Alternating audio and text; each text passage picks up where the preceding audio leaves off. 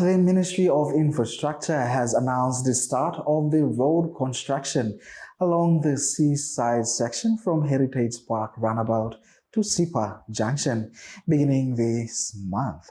Now, this marks stage 1 of the Mendana Avenue ceiling work under the Land and Maritime Connectivity Project in partnership with China's Civil Engineering Construction Corporation. Similar meetings previous to this as we progressed the different road sections. But this morning's is just to place some emphasis on works in Mendana Avenue, particularly as we're going to be closing one of the carriageways, and to make people aware of what's happening and the processes that are in place to mitigate any impacts as to businesses and the commercial activities. So as I said, that's the main reason today. We need to provide some updates and provide the new schedule of activities.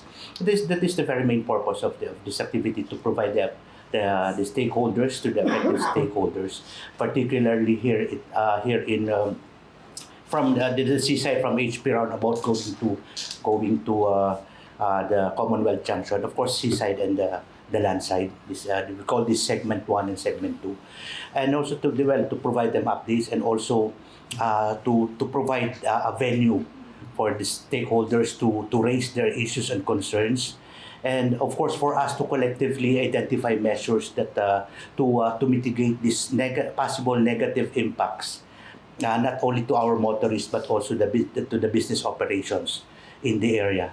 And of course, just to continue, this is part of the process of continuing the deepening of appreciation of our stakeholders, not only as contractors and the consultants and the MID, but all as well as the stakeholders, because this project is for the people. Work will run for 1 month and includes excavation, pavement, and asphalt sealing.